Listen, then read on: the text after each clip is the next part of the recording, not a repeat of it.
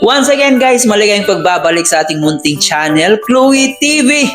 Ayan, panibagong araw at panibagong update na naman po tayo sa ating EDC ngayon. So unang-una sa lahat, maraming salamat lalong-lalo na sa ating mga solid EDC supporters na palaging nakasuporta, palaging nag-like and share ng ating video. Maraming salamat guys.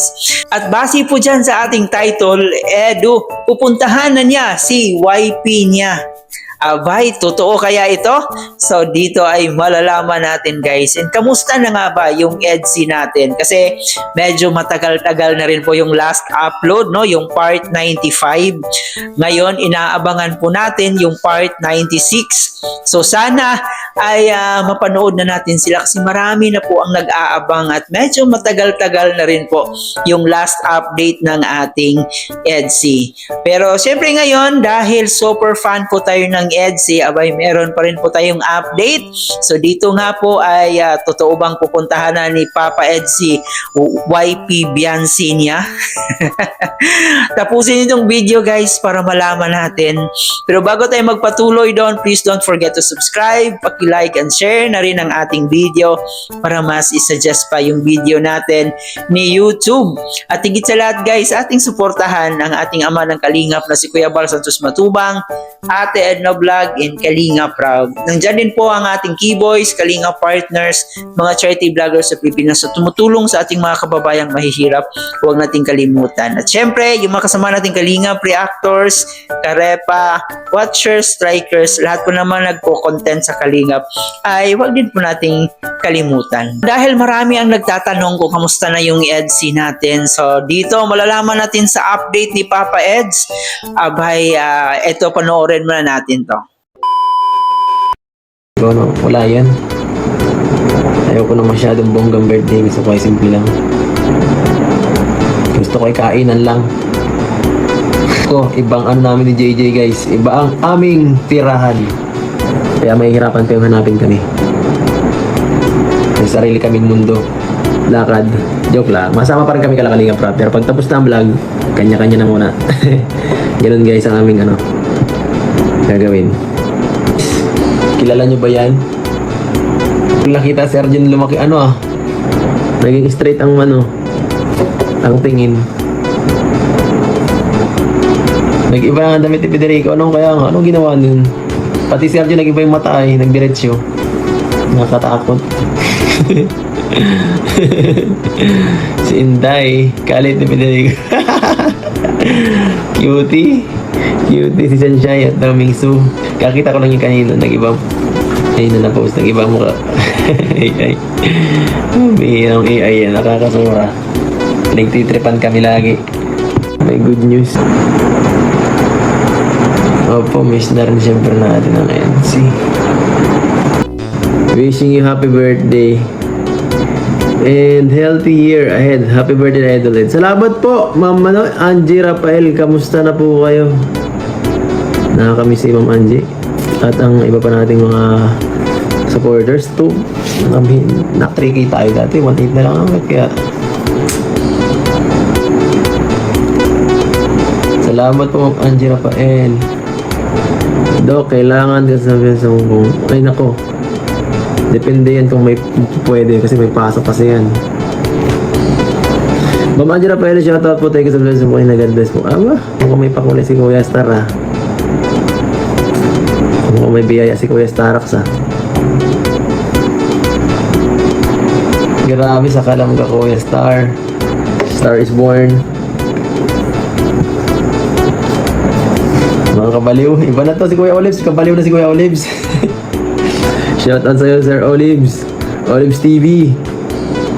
Shout out. Nag-happy ang ibang kasi Sunday. Opo. Siguro rest day. Saka medyo late na Kaya naiintindihan natin. The best talaga ang Kalingap pwede namin. Bakit naman po? Bakit the best Bro, sama akong lakad mo next week. Ang lakad ko next week ay sa ewan ko. Gusto kong puntahan si Frida, Kuya Olives. Gusto kong puntahan si Frida.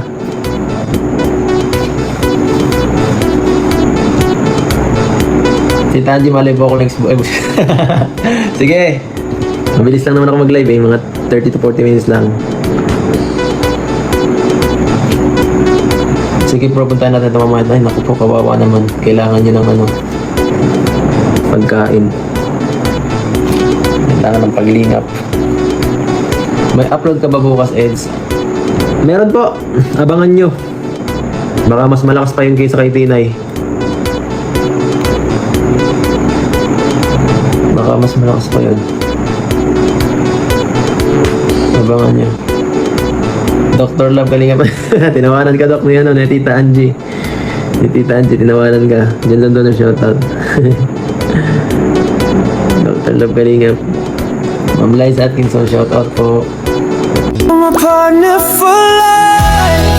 Now to fight through the lights, through the So yun na po guys, na napanood po natin yung live ni Kalingap Edu. So yun ang sinabi niya dito, yung pupuntahan niya is yung mga beneficiary niya na patuloy pa rin niyang tinutulungan ngayon. Grabe, ganun kabait si Papa Eds guys, no? Hindi niya sinasabi dito na pupuntahan niya si Beyonce. So wala po siyang sinabi doon. Yung pupuntahan niya po dito, yung beneficiary niya. So kitang-kita po natin kung gaano ka-dedicated si Kalingap Edu sa pagtulong sa kanyang mga beneficiary. At yun, ang dami na niyang scholars, no? Ang dami na niyang tinutulungan. Sa kanyang edad guys, ang dami na niyang natulungan. Pero kahit ganun, yung mga ginagawa ni Kalingap Edu ay may mga bashers pa rin talaga. May mga iilan pa rin nagsasabing mga negative patungkol dito sa pagcha-charity ni Kalingap Edu. Yung mga bashers kaya, nakatulong kaya sila sa kanilang kapwa? Parang sobrang napaka-perfect po ng mga bashers, no? Especially dito sa EDSI. Ang dami ring bashers dito sa EDSI. Pero noon, hanggang bash lang sila. Wala silang naitulong kahit man lang siguro sintabo doon sa mga taong nangangailangan. Pero itong si Kalingap Edu, nakita po natin na talagang pure yung pagtulong ay binabash po nila. So ganyan po yung mga taong mga crab mentality. So ayan, usapang EDSI po tayo guys. Alam kong namimiss nyo na po, no? Medyo matagal-tagal na rin po. So we hope na sana ay magkaroon na ng EDSI Part 96 kasi malapit na rin po itong mag 100 and we know naman na pag Part 100 talaga ay kaabang-abang po yan at marami po yung pasabog. So we hope guys ay makapag-vlog na po sa Part 96 ng EDSI. We hope na itong bangayan ngayon sa EDSI ay matapos na and magkaroon na ng kapayapaan para matuloy na yung Part 96 kasi ang dami na pong nag-aabang dito. I hope guys ay nag-enjoy kayo dito sa ating reaction video. Feel free to comment down below sa ating comment section.